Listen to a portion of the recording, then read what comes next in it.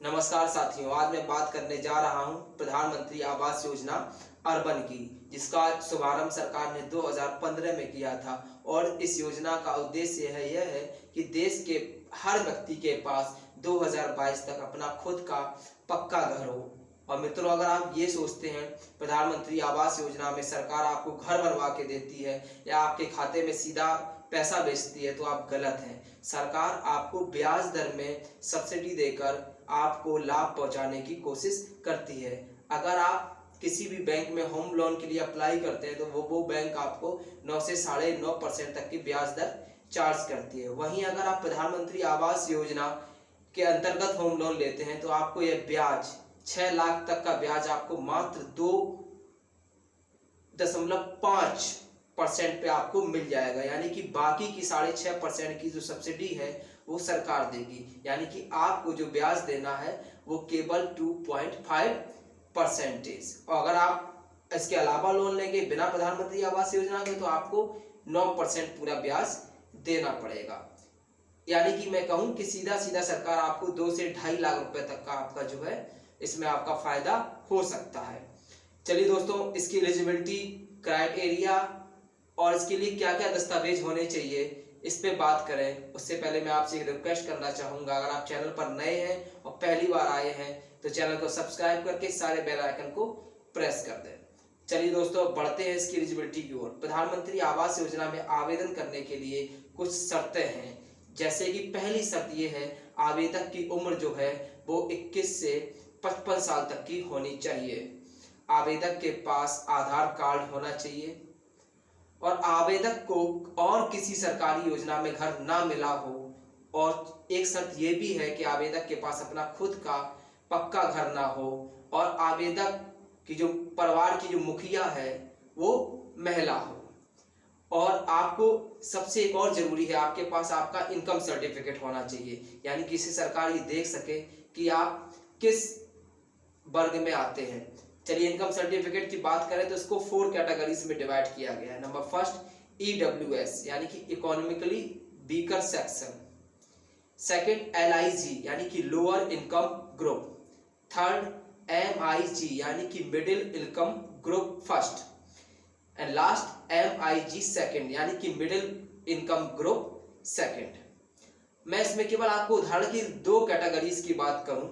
Suppose करिए EWS और LIG यानी कि इकोनॉमिकली वीकर सेक्शन और मिडिल इनकम ग्रुप, तो सरकार इसमें आपको 6 लाख रुपए तक का इस योजना के तहत आपको जो लाभ मिल सकता है और केवल 2.5% की ब्याज दर से। यानी कि आपको 6.5% का जो सब्सिडी है आपके ब्याज की। वहीं अगर आप MIG ग्रुप फर्स्ट में आते हैं यानी कि मिडिल इनकम ग्रुप फर्स्ट में आते हैं तो सरकार आपका जो लोन है वो 6 से 12 लाख रुपए तक की स्वीकृत कर सकती है और इसके लिए आपको सरकार 4% सब्सिडी देगी। और वहीं आप मिडिल इनकम ग्रुप सेकंड में आते हैं तो सरकार आपको 12 से 18 लाख रुपए तक का लोन दे सकती है और इसमें जो आपका सरकार की सब्सिडी है ब्याज दर में वो 3.5% की रहेगी। चलिए दोस्तों, ये मैंने आपको इनकम सर्टिफिकेट के बारे में बताया।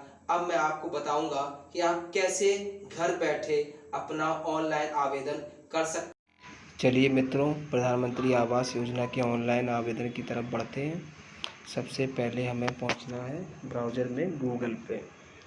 गूगल में हमें सर्च करना है PMAYMIS.government.in। ये देखिए दोस्तों, आ गया है। हमने इस पर क्लिक कर दिया। ये देखिए आपके सामने एक होम स्कीम खुल गई है और आपको सबसे पहले इसमें ये ऊपर जो 3 लाइंस दिख रही हैं इन पे जाना है। हमने क्लिक कर दिया। उसके बाद सबसे फर्स्ट ऑप्शन है सर्च बेनिफिशियरी, उसके नीचे है सिटीजन असेसमेंट। सिटीजन असेसमेंट पे हमें क्लिक करना है। फिर ये देखिए मित्रों, ऑप्शन आ गया अप्लाई ऑनलाइन। अप्लाई ऑनलाइन पे क्लिक कर देना है और सबसे पहले आपको अपना आधार नंबर डालना है। देखिए मैं आधार नंबर यहाँ डाल रहा हूँ। आधार नंबर मैंने डाल दिया है और आधार पे जो नाम है वो हमें डाल देना है। सपोज नाम राजकुमार है तो हमें यहाँ राजकुमार डाल देना है। इसके बाद नीचे हमें चेक करना है। चेक करेंगे हम। ये देखिए आपके सामने एक पेज खुलने जा रहा है। अब देखिए दोस्तों, ये पूरा जो है वो आपका फॉर्म आ गया खुल के। देखिए सबसे पहले इसमें हमें स्टेट का नाम, जैसे आप जिस स्टेट में रहते हैं, सपोज मैं उत्तर प्रदेश में रहता हूँ तो मैं उत्तर प्रदेश चूज कर लेता हूँ। उसके बाद उत्तर प्रदेश में आप किस डिस्ट्रिक्ट में रहते हैं, मैं औरैया में रहता हूँ तो मैंने औरैया चूज कर लिया।